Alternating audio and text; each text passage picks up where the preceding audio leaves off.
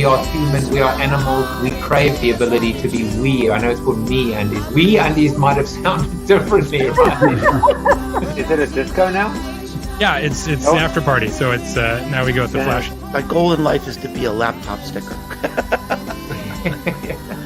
Me too. And despite the best ministrations of your wife, you still look ugly. It's a great honor, Mr. Jaffe. It's always nice to be with you. I'm so happy to be with you. I'm honored. Thanks for doing this, too. It's a real service to the community. Thank you for doing this, Joseph, for doing CoronaTV in general. And it's your gift to the universe, and it's appreciated. Very human, and I like that. Look at you! You are insane! How did I do that? You're insane! Well, hello, everybody, and happy Monday, happy week. I hope you're well. I hope you are keeping your head up, your spirits up. I shaved this weekend. I look probably about, I'd like to believe that I look as young as Martin Lindstrom looks, but I'm probably fooling myself. I probably look like as old as I am, which is old. But I haven't been this cleanly shaven, I don't know, 4 months, 5 months, etc. So a shave is as good as a holiday. And I'm happy to be with you guys, happy to see you guys. And of course, I hope you're well. We've got a great show today. We've got a great week ahead. Today, I've got Lane Greene, who right now, I just realized, is in the green room, the other green room. He's in the green room with an E. He is the language columnist and editor at The Economist. And it's just fascinating. In fact, I think the first question I'm going to ask him is, what is a language columnist? Are you the grammar guy? What exactly does a language columnist do? But when you see what he writes about and what he speaks about, it's just absolutely fascinating. And I think you're gonna love him and love the show. You're also gonna love my guests for the rest of the week. Charlene Lee on Tuesday, Donovan Andrews on Wednesday, Christopher S. Penn on Thursday, and finally Brian Kramer on Friday. A nice, eclectic, diverse mix of thought leaders, of executives, of businessmen and women, thankfully, and it's just going to be terrific. You know what else is terrific, of course, is your likes, your comments, your shares, your subscribes, your engagement. Just want to thank you in advance of the week for everything that you do. Thank you, Bob. It is a great week of shows. And Bob says as well that he hasn't been this cleanly shaven since 1976. I wasn't born in 19... I'm kidding, I was. Another really bad attempt of me trying to convince you that I'm younger than I am. But yeah, it feels good, although I do feel a little bit naked, Mr. Farnham. So, you know, it is what it is. I want to also just go back to, I mentioned this on Friday, I'm still pretty chuffed about it, that Built to Suck won another award in the National Indie Book Awards. The interesting thing is I went and tried to look at which category I won in, and I won in the category called miscellaneous. Now, I'm not sure how to interpret that. I still have to find out exactly what that means. Does it mean that you can't put me in a bucket? You can't put me in a compartment, whether it's current affairs, whether it's business, marketing, advertising, branding, politics. I kind of like being miscellaneous, a little bit of a potpourri, if you will. Maybe that's ADD of writing. But I am so proud of the fact that the book has been awarded another accolade. It means a lot to me. I put my heart and soul into my book, and I'm sure Lane would agree with me. Like you pour everything into your writing, so it's good to be acknowledged. Another thing, just to give you an update, quite a bit of progress actually. Fat blogging is ongoing. I haven't failed you yet, and I haven't forgotten to share with you my weight. As you will see now from my weight, I am down 20.2 pounds for the year, and a little bit less over the period of quarantining, I guess. Quarantining. That's a weird piece of language. I'm gonna have to ask Lane about that. So from 200.7 down to this morning 187 pounds, and I'm not done yet.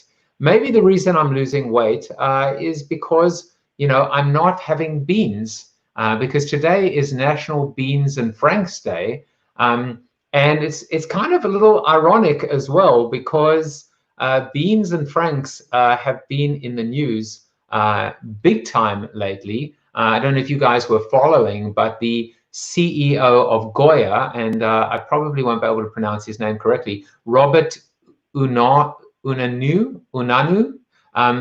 was at the White House, and he, praised President Trump. He called him an incredible builder, whilst he was there announcing that they were giving away, I think, I don't know, 1 million cans of beans to, I think it was the Latino community. But there's been a huge backlash by the Latino community, by several politicians, and then there's been an equivalent backlash on the right to the backlash on the left. So you know what? No good deed goes unpunished, and that's what's going on in the news right now.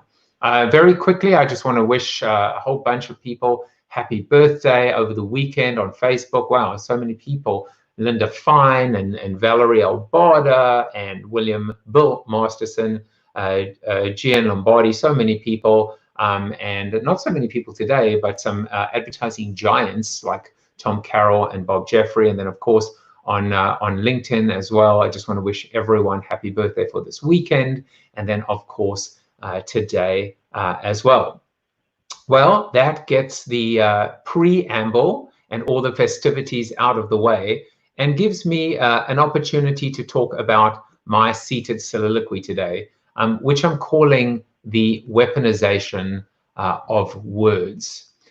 When did actually the word weaponization get associated with words and language in general, right? Shouldn't it be associated with like weapons, like with ammunition, with physical things? I mean, sure, words have meaning, value, clout, and or influence, but when did we infuse them with the verbal equivalent of a nuclear warhead to cause maximum damage and mass casualties?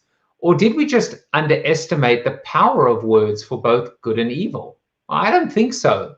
I mean, I think history is full of speeches, phrases, and quotes that are synonymous with life-changing and game-changing outcomes, from "I have a dream" to "grab them by the," well, you know how that ends. What I am intrigued about, however, is how a specific word or phrase has, over time, been altered or repositioned to create a whole different meaning, and with it an extreme association and reaction, good or bad, based on which side of the partisan fence you happen to sit. So at the top of the list for me are the words liberal and conservative. Now, the former seemingly is a good thing, right? Liberal meant having an open mind, a degree of flexibility, a progressive approach. Oops, another word that has taken on a different meaning or association. Conservative, on the other hand, meant risk-averse, possibly closed or narrow-minded, old-fashioned. But not so today.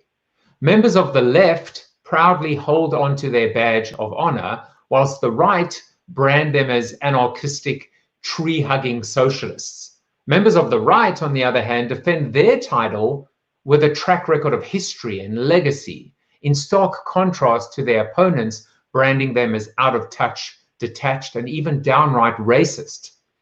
In a world dominated by shrinking attention spans, governed by social media virality, hallmarked by character limits, and characterized by trending hashtags, perhaps it's time to truly understand the power of language and its ability to ignite a universal language that represents incredibly powerful emotions: love, hate, war, peace, unity, and division. And while we're at it, shouldn't we disarm the word weaponization to just be used for, I don't know, weapons? Something to think about in today's seated soliloquy. Well, now it gives me pleasure to introduce my guest today, Mr. Lane Greene. Lane is the language columnist and an editor at The Economist. Previous assignments have included culture, European business, law, energy, the environment, and American politics. He's based in London after living in Berlin and New York, and right now he's actually in Copenhagen. Greene is the author of 2 books, Talk on the Wild Side in 2018, and You Are What You Speak, which was published in 2011. And he's won the Journalism Award from the Linguistic Society of America in 2017. He's a former adjunct assistant professor in global affairs at New York University and is a consultant to Freedom House, a non-governmental organization. Greene was born in Johnson City, Tennessee. He grew up in Marietta, Georgia. He lives in London. And oh, by the way, he speaks 9, count them, 9 languages. So I wonder which of them he's going to greet me in. Welcome to the show, Lane. God aften, Josef. Hvordan går det? I'm in Denmark, so that's a bit of Danish for you. Okay, so now what are the other 8? Well, I do count English. I feel like if you're bilingual, you speak 2 languages, including your mother tongue. So I do count that one. The others are Spanish, German, French, Portuguese, Italian, Danish, Arabic, and Russian.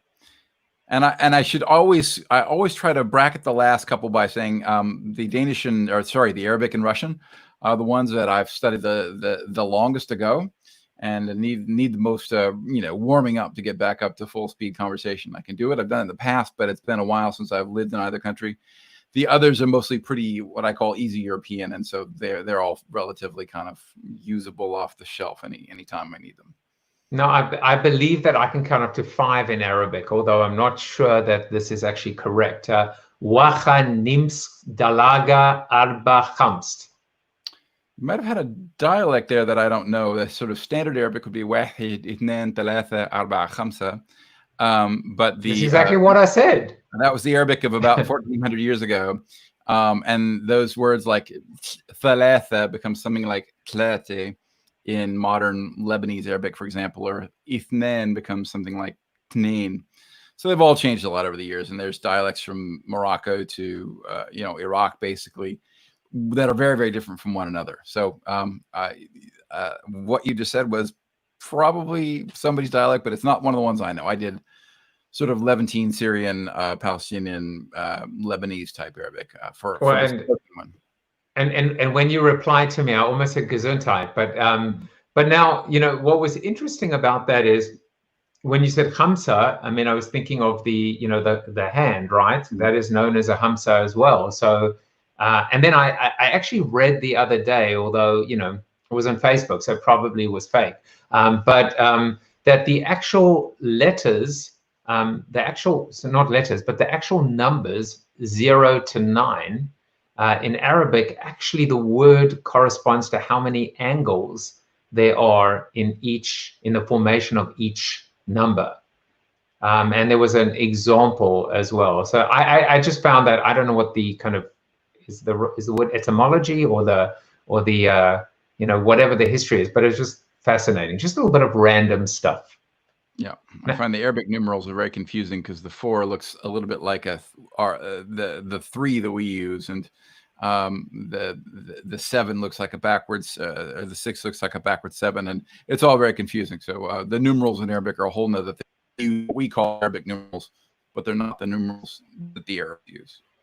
Now I have something Yeah, Steve Garfield has already fisked me, and he said, according to Snopes, it's fake. So, I think, by the way, what every channel needs is a Steve Garfield that is they're basically debunking and doing real time checking. So thank you for that. I have one more random thing to just play around with, which is I was looking at a couple of your photos when I was setting up the show, and I was like, this man is a dead ringer for a certain celebrity. Can you tell me who that celebrity is? If we're talking I'm thinking you must know. I can't think of a real celebrity, like a big one. I can think of smaller actors that people have told me I look like, but probably everybody's got some B-list actor that they've been told they look like. So this is who I found. Oh, no, I mean, I'm not sure which one is Paul Rudd and which one is Lane Greene. That's a proper celebrity. Well, I'm flattered. Thank you. You've just made my day. So, I was just playing around with it, and I was like, wait a second, Paul Rudd is on my show. I'm indeed honored. But let's go back to some of the serious stuff, because we're going to get pretty serious, and then we're going to get a little bit lighthearted again at the end. You speak 9 languages. Which came first, right? In the chicken or the egg? Did the languages inform your career and you becoming essentially the language columnist and editor, or was it the other way around? It was very much the languages. So I started very late. I didn't have a sort of fancy international upbringing, not the child of a diplomat or even a military family or somebody traveling around the world. I hardly left home and didn't leave the United States until I was 19 years old for the first time. But I took high school Spanish when I was 14, my first foreign language, and I just fell in love with it. I just liked it. It was like a puzzle that my brain kind of liked to solve. It was fun, and I found it easy, and I got good grades, and that made my teacher say nice things about me, and that made me work harder at it. And then I got even better grades, and then that made my teacher say nice things, and so on. And that started that. And when I went to college, then I started German because I wanted to do something a bit different. Then that was fun and easy too. And that made me think, well, I'll do something else. And so I started Portuguese, and then it really just started a ball rolling. Every chance I had to study another new language, I would do it. And then a good bit later, after all of the individual languages, I discovered that there was this whole great science of language called linguistics. And I started buying all of the sort of linguistics books written by linguists for ordinary people like me off the shelves, and just started reading every single one of them that I could. So from that point, I kind of taught myself the way linguists think about language. I don't have any academic degrees in linguistics, but I've been doing that for more than 15, almost 20 years. And so I've kind of read my way into the discipline and started to think about, how do we compare languages? What do they all have in common? What makes a language unique or distinctive? What are the different bits that make up a language? How do they differ? And all that stuff is fascinating to me. I wish I'd known there was an academic study of language that I could have gotten into when I was younger, but I didn't. I got to it relatively late, but I fell completely in love once I did, and have just since tried to learn everything I could about it. And every day is learning something new. Every day that I learn something new about language is a good day, not wasted. I always have this little game that I play with my guests, which of course my regular viewers know about, and really what I do is I go find a quote, a famous quote. Sometimes it's pretty obscure, and other times not, that speaks to my guest. And this is what I found that I thought was perfect for you. To have another language is to possess a second soul. So do you know perhaps who said that? I think you might get this one. It's somebody like Milan Kundera or somebody like that. It sounds sort of vaguely Central European or something, but I can't remember. Wittgenstein said something similar, which is the limits of my language or the limits of my world. So that if you have more language, then ideally you have more world, more soul. I've seen the quote, but I can't pin it down. Well, besides the fact that you have 9 souls, this was said by Charlemagne. Okay, and he was a multilingual chap. We have a French name for him, but he was a Germanic, old German speaker, which we tend to forget. So I love the concept of the connection of soul to language, and depth and layers, and recognizing how much there is, I guess, hidden, but also worth uncovering, excavating, and then being able to create connections. And in many respects, I guess, you know, in the Tower of Babel and the fragmentation of language, also perhaps exploring the things that are common and that can actually connect us between languages, which sometimes doesn't seem so obvious.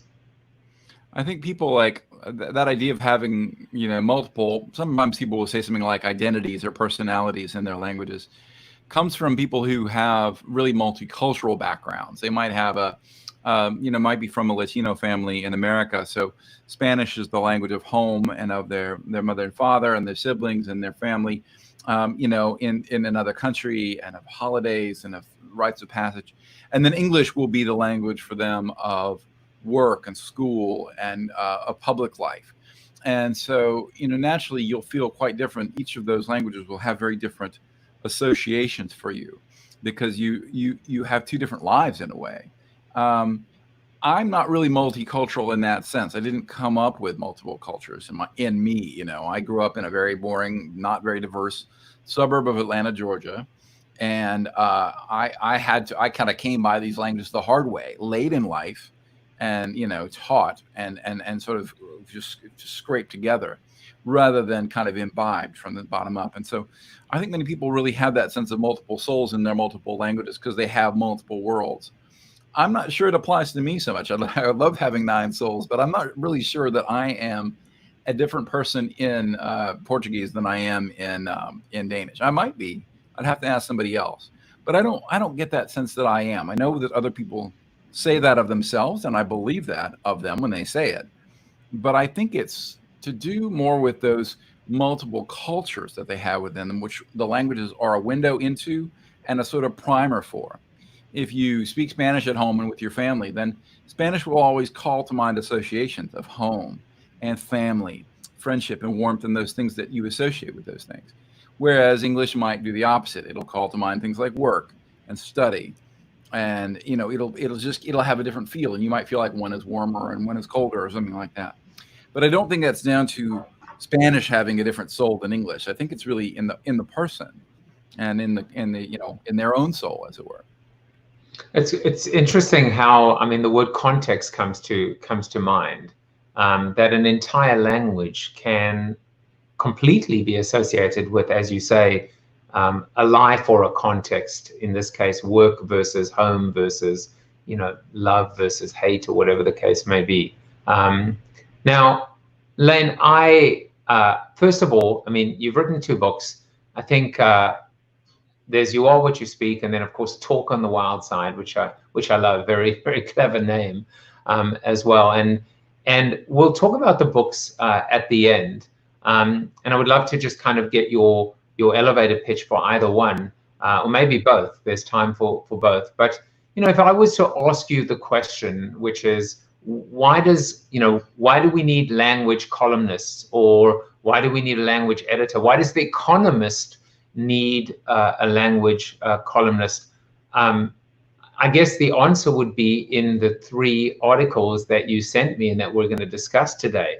But other than the proof of concept, which are these really well written articles and very unique and very, very interesting points of view, I just wanted to give you an opportunity to talk a little bit about that, and specifically this idea of the connection between a publication like The Economist, and then the importance and the need for specialization and true understanding and depth interpretation of language. So you asked a lot of questions there. I'll try to hit the big ones, and then maybe you can remind me. Pick any one. Ones I missed. Why have language columnists? Well, traditionally, readers of magazines and newspapers are literate people, and so they're, you know, almost automatically interested in language. And traditionally, columnists were people who were experienced editors with lots of knowledge and background about language, grammar, usage. But often those columnists, their role was to be a bit of an old an old, like you imagine the old boxing coach or the old hard-bitten editor in the newsroom who has, through their wisdom and experience, kind of developed a bit of a rough exterior, and they're going to kind of tell you how you're doing it wrong and break you down and build you up. So they called out mistakes and they singled out changes that they thought were undesirable or things they didn't like about the language. They called out other journalists for misusing a word. And it was kind of negative and a bit censorious a lot of the time. And I try to be a different kind of language columnist, which is to say, I try to find something that interests me every 2 weeks when I write my column. And if I sort of delight myself in some voyage of learning and discovery on some topic I found, then I try to share some of that fun with the reader. And what makes The Economist pretty distinctive among magazines is that our readership really truly is global. I mean, you can read The Guardian or The New York Times anywhere in the world today, but The Economist has had subscribers around the world for decades. More than half of our readership is in the United States, though we're based in Britain. We have a considerable readership in Europe, and we're read in basically every country in the world. We don't know about North Korea, but we know we have regular readers in places like Cuba and places you wouldn't expect it. So we're everywhere, Economist readers. The readers themselves are international and they're multilingual, and we like to think of them as curious. So rather than doing that old editor censorious thing with the language column, I try to kind of take them with me on some discovery I've enjoyed and say, look at this cool thing. I didn't know this about how this worked. And so my favorite columns are the ones where I learn something, and hopefully the audience comes along with me. That sense of optimism and positive discovery of new things. The old editor knows everything, and he's the guy that tells you you're doing it wrong. But my style is more to see what the possibilities are, to push at the outer limits a little bit.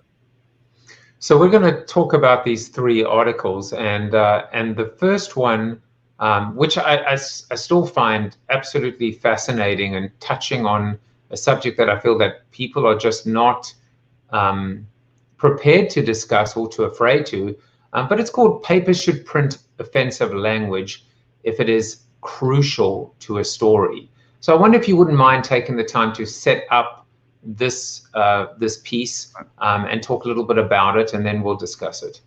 Okay, I'm going to go ahead and say that the piece argues something that I'm not going to do right now. It says that newspapers and magazines, where it's critical, should print really the ugliest words in the English language where they are the core of a news story. But that doesn't mean I particularly want to say those words right here and now in my own voice. And we're talking about a particular racial slur, which is very famous and very powerful. And it was the case that 3 cops in Wilmington, North Carolina were fired because they were recorded unbeknownst to them. And one of them had bragged about the new purchase of an semi-automatic rifle, an AR-15. And he said, I can't wait to go out there and start slaughtering them. And the New York Times did a close quote and said, an expletive and a racial slur. And the next 2 words he said actually start with F and N. And you can fill in the rest if you know anything about racism in America, and you probably do. So I argued in that piece that the New York Times is wrong to say an expletive and a racial slur. Those 2 words together in that context, uttered by a police officer whose job is to keep people alive, bragging about slaughtering people, should shock you to the core. And the way many American papers handle it by paraphrasing does not deliver that shock at all. And it was not a fun argument to make because I don't like upsetting myself or anybody else. But the story is upsetting. And my argument was that the journalist relating that story is not doing the upsetting, or should not be seen as doing the upsetting. They are telling you about someone else who is doing so, and that is the core function of journalism. We report on death and war and famine, and those things should upset you. They should shock you and unsettle you and make you want to change the world. Reading a good newspaper won't always be a happy experience, because if we're doing our jobs well, we're telling you about injustice and things that shouldn't be happening.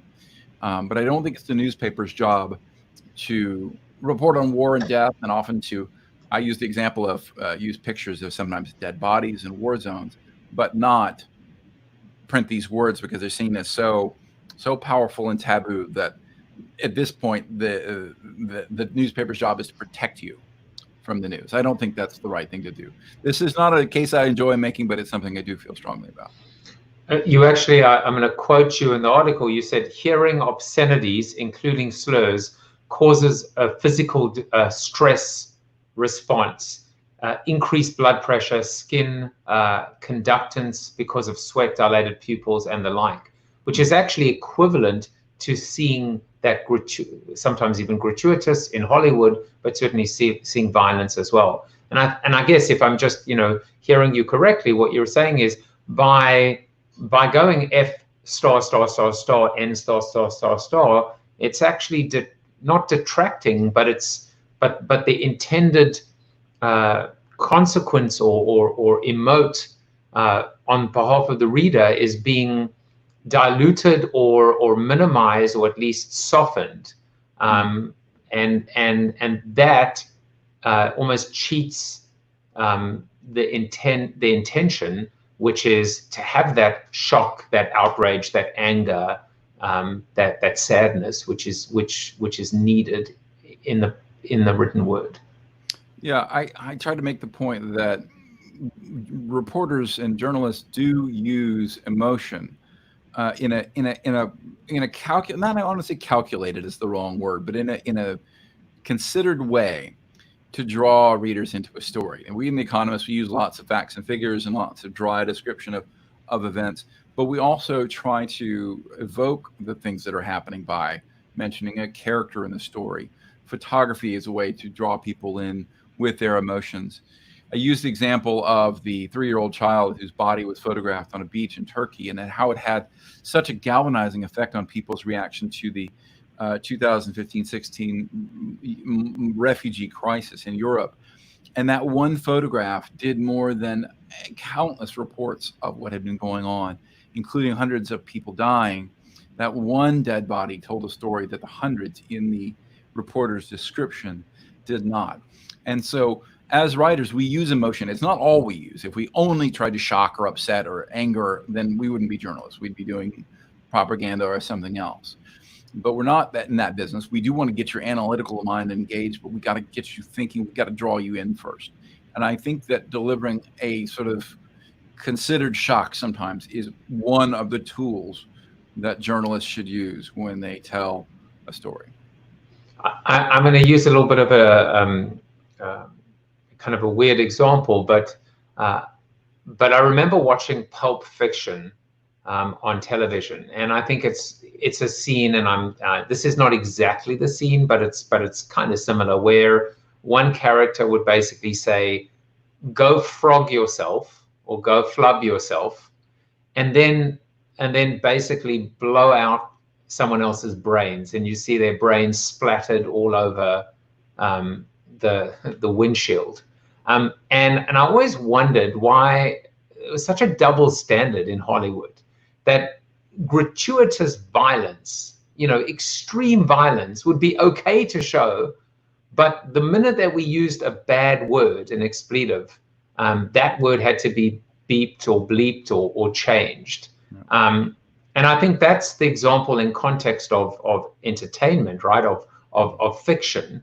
But is it kind of similar, or is that a good analogy maybe to talk about, in this case, reporting on news? Well, I think fiction is a very different thing, but I think the attitude you're describing about taking out the swear words from a Hollywood film is very American. We'd be more likely to show that film late at night in sort of a Denmark or a Britain, but leave the words intact. But you'd show it after a sort of watershed hour where children would be expected to be in bed. In America, those words cannot be broadcast by the big networks, the NBC, CBS, Fox kind of networks under any circumstances. You'll get a massive fine from the FCC for doing so. And if a live broadcast, even somebody who's not under the producer's control, Bono said, this award is effing brilliant, and in a award show, Grammys or something, and CBS, I think, which had broadcast, was fined a massive amount of money, even though they had no ability to control Bono in a live broadcast. So that's a very American attitude, that somehow words like that are so dangerous, even really common F and S, the 4-letter words of kind of everyday schoolyard usage. And yet, as you say, they'll depict violence and sexism and all kinds of stuff that really should bother us. So I think that attitude is very much an American one in some respects. And I appreciate you for not using the word, even though you are entitled. You are very welcome to use any words you want. Not the N word, but certainly any other words. I can't control it anymore. But I appreciate you keeping that editorial integrity, because at the end of the day, I do have, there it is, Economist behind me.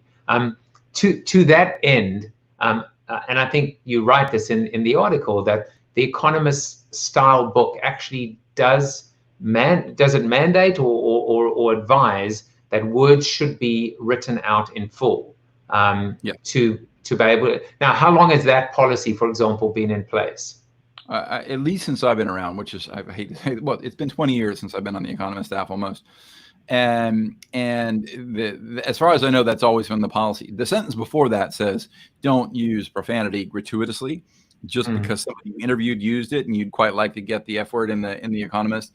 That's not a good reason to do it. But where it is crucial to a quote, say an important newsmaker, use that word in a context where the quote is significant, we quote it. And so we are forbidden from sort of euphemizing, putting asterisks or blanks or underscores or whatever the other options are. I do think also, and one of the common threads that I think has come out of this this period during the global pandemic is a need now more than ever before, I think in our history, for real journalists and bastions of truth and reporting accuracy and ethics and integrity to stand up. And so it's refreshing to see this identity and this clarity from The Economist, from which is a brand that stands tall and has always stood for something worth standing for.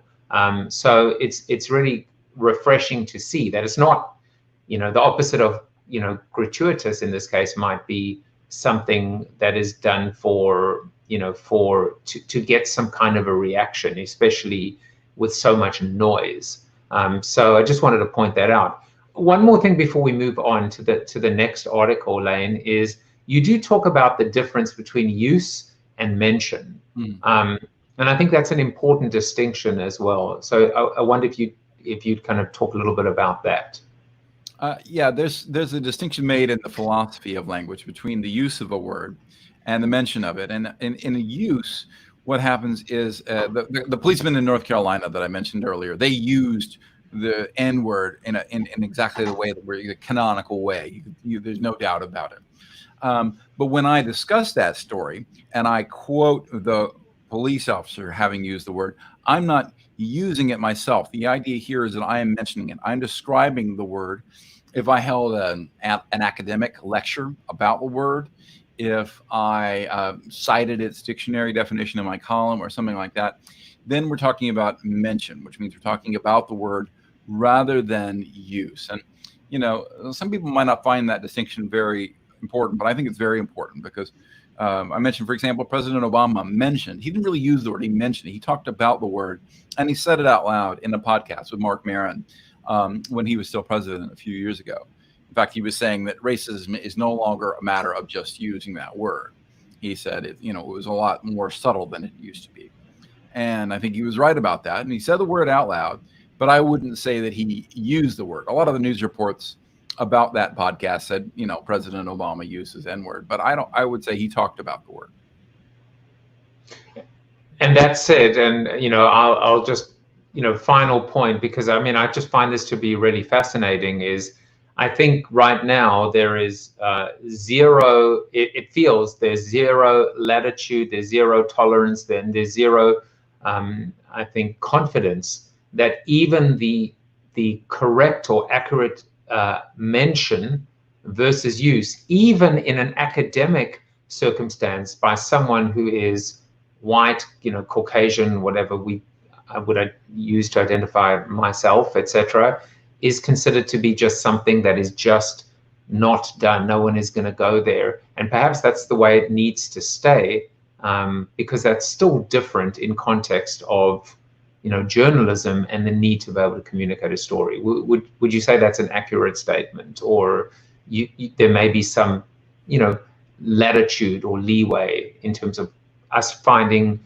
what that place is where we can coexist and understand the difference between a use and a mention? Yeah, I mean, ideally, I think, and I spelled that out in the column, we should be able to talk about these words, but the ground has shifted a bit, and there are plenty of people who will still stand up for that position, but enough people have said they don't want to hear that word under any circumstances.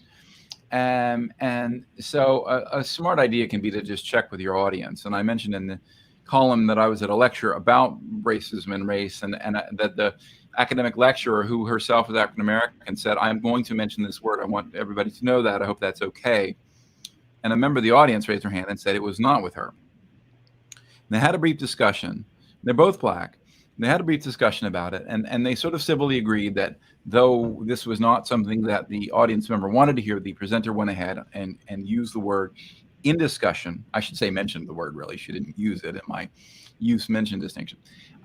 So it at least sort of advertises that you are respectful of your audience and that you recognize not everyone is just going to throw the word around willy-nilly. Some people are very happy to discuss it in full form. Whether you're Black or not can make a big difference, obviously. And I am not one of those people who tries to say just because Black people use the same. I don't think that's the case. I think there are very good reasons for that.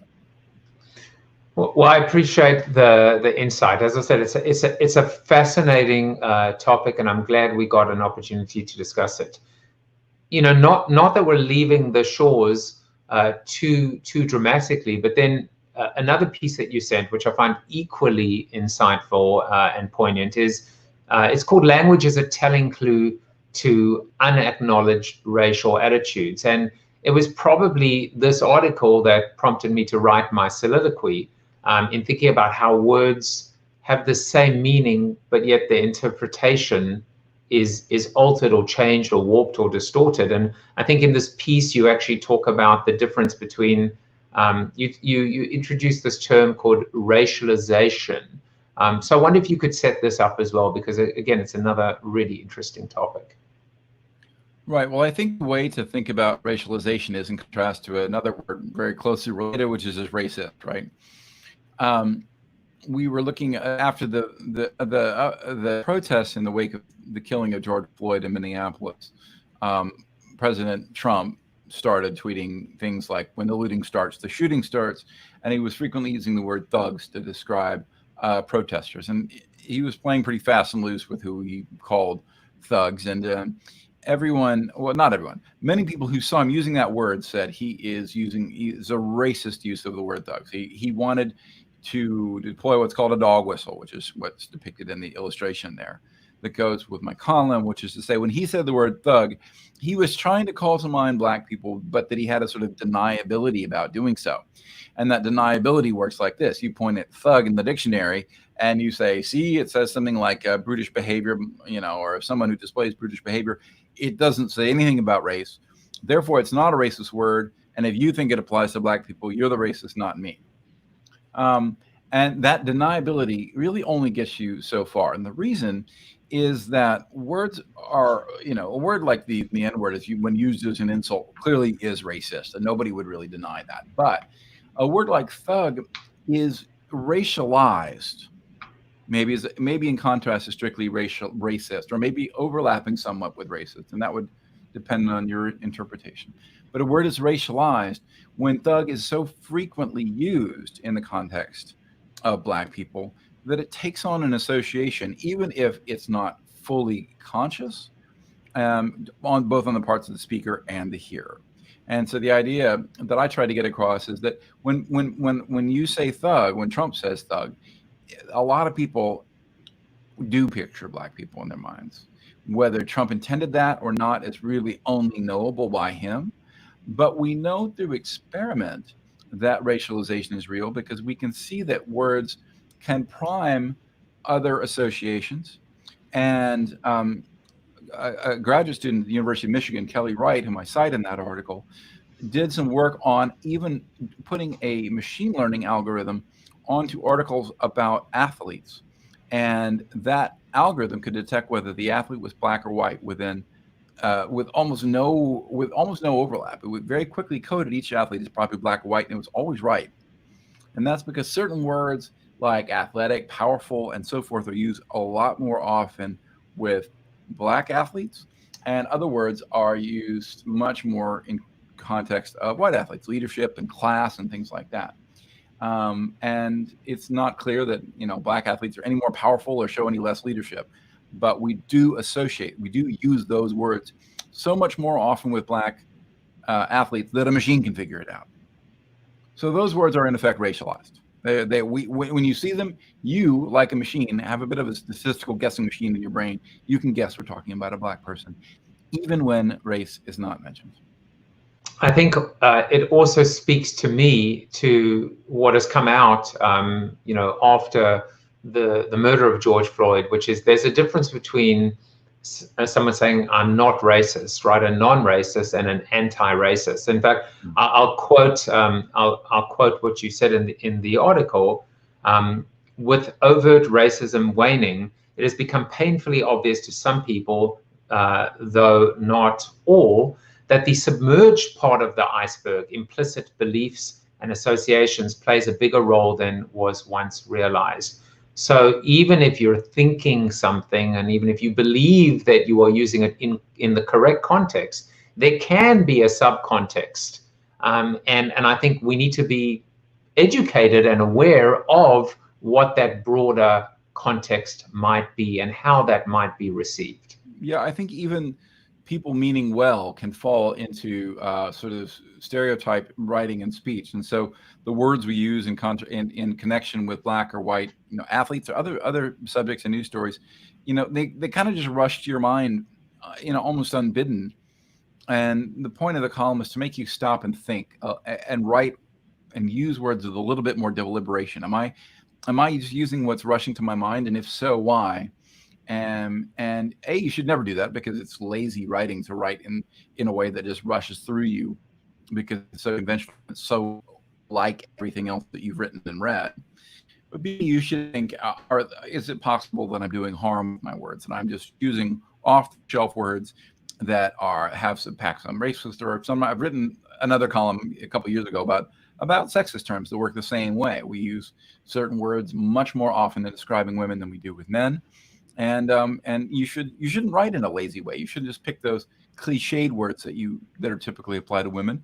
Every writer is well served by the advice: stop, slow down, and think about which words you're going to choose, and choose fresh language. And the chances that you're use hackneyed or stereotype language diminishes the more you stop and think before you write. I think that's absolutely right, and I actually think you know, listening to you, there's you know, in my own personal life, I call my sons boy, and hey boy, you know, like and sometimes I have a little nickname I call them Boyki, which is, and often when they would play soccer, I would scream, hey boy, like, and I would refer to my son that way. So much so that a lot of the parents would actually started to nickname my son the boy, like, how's the boy doing? But that's probably a really good reason, or good example, I think, to your point, Lane, of how the word called, even though I'm referring to my son affectionately as boy, culturally there's just something that came naturally to me. That word clearly could be interpreted and be associated with something that absolutely has a negative and racial connotation.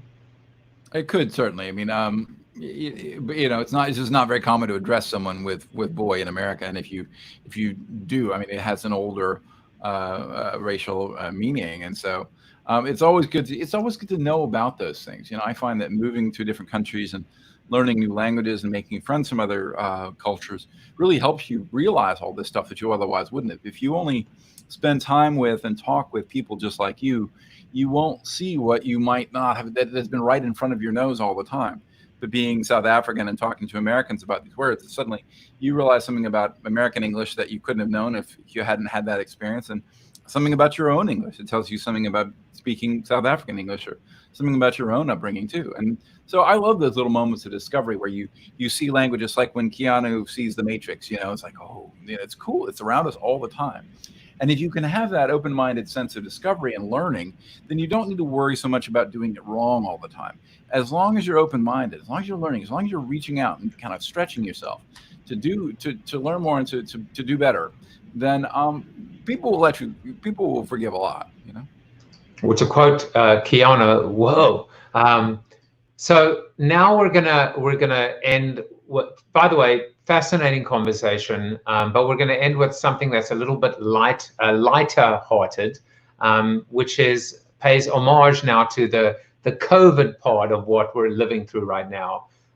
You wrote an article called "The Rules of Corona Speak."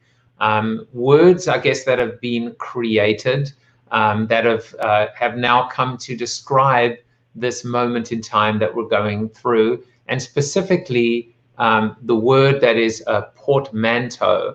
I think if I read correctly, 40% of these new words, of these additions to our lexicon, our language lexicon, have become or are portmanteaus that are used to describe, I guess, the life that we're living right now. Would that be an accurate way to set up the article?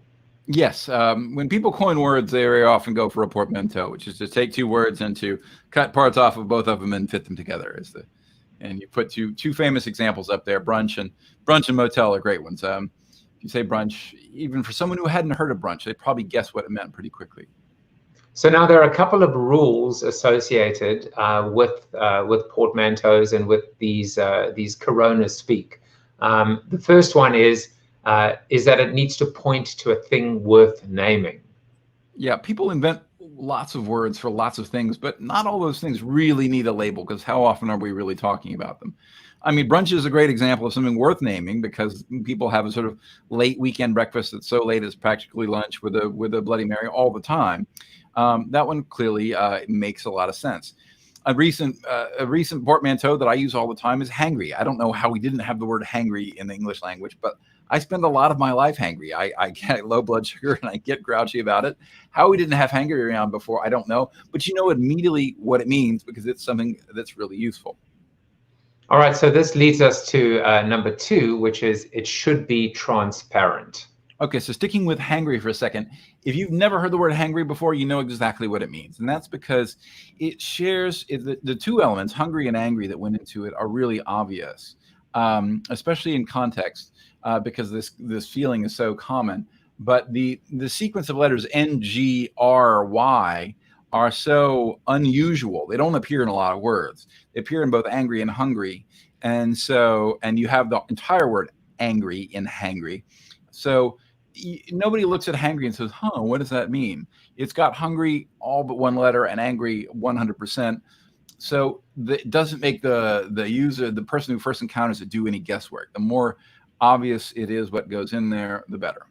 So here's the perfect example, right? Which is one of those Corona speaks. The difference between a COVIDiot or a Morona. Yep. So here we have two words that mean somebody who's behaving like an idiot during the pandemic. And there's a third rule I mentioned in the article, which comes up here, which is to say, COVID. The second word is the more important of the two in a portmanteau, because usually of the elements X and Y, a portmanteau is a kind of Y. It's not a kind of X. So in this case, a COVIDiot is a kind of idiot. Whereas the second word, morona, has been coined from moron and corona, but a morona is not a kind of corona. So it doesn't jump out at you, whereas COVIDiot is a kind of idiot. So having that second element be the kind of the core one is something that makes COVIDiot a lot more transparent. If I said you're being a morona, people would scratch their heads for that extra couple of seconds, and that's not good for your coinage. Well, I feel like a COVIDiot at the moment because I didn't see the third rule. Maybe I was being a morona by not seeing that third rule. But Dr. Dean Allen says language is fascinating. Well, I think more importantly, Lane helped us understand how fascinating it really is. And he said, thanks for a great show. I would have to agree. I think it was a great show. And as a reminder, Lane has written, well, first of all, Lane's going to be with us in the Zoom after show, which is going to be starting in just a few moments. But he's written 2 books, You Are What You Speak and Talk on the Wild Side. Talk on the Wild Side is your more recent book. Just want to give you a moment or two to talk a little bit about this book. Right. As opposed to the first book, which is kind of about politics and societies and where our language attitudes came from out of politics, Talk on the Wild Side is really about the nature of language itself. That subtitle, Why Language Can't Be Tamed, it goes to the core of language as kind of an unruly and difficult to manage system. A lot of people like to compare language to things like a code or a computer code or something. The idea is that it should be sort of logical, and that it's also very kind of pristine, and if some kind of part changes or a rule changes, then that threatens a kind of logical system and threatens a breakdown. My thesis in Talk on the Wild Side really focuses on that word wild. Language is much more like an organism that is adaptable and adapted to its circumstances, always living and always changing, and is much more sort of robust than you think. It is, because it's distributed across millions or tens or hundreds of millions of speakers, depending on the language. No language ever really falls apart or goes to the dogs in the Talk on the Wild Side metaphor, because the people who are using the language are constantly renewing it. They're constantly giving it new resources, like hangry and covidiot and brunch. They're giving it new words when they need it. They're retiring old words when they don't need it. They'll repurpose a word when they need to. Grammars change, but they never fall apart. English grammar is 100% changed from what it was 1,000 years ago, at the time of, say, Beowulf or Alfred the Great or the Battle of Hastings, but it never falls apart. So this is another optimistic argument, saying give language some credit. It's actually quite robust. Its change may unsettle us. As we get older, we don't like change, but that change is neither positive nor negative. It's not evolving to a better thing all the time, but neither is it all entropy and chaos. It's a systematic change that keeps language robust and powerful and fascinating, especially at all stages of its development. So I try to give people that optimistic sense of language as a thing that can take care of itself. Thank you very much. Yeah, thank you very much. And to find out more about Lane, just go to lanegreene.com. And hopefully, if you want to hear about a couple more portmanteaus, or just to talk a little bit about those other articles, I have pasted those article links in the show notes and in the comment stream, as well as Lane's new book. But we're going to be heading next door. Lane, thank you so much for coming in. And I know it's late at night, but hopefully you'll stick around with us for another 15 or 20 minutes or so. Thank you. It's been a pleasure. Take care, everyone, and I will be back tomorrow with Charlene Lee.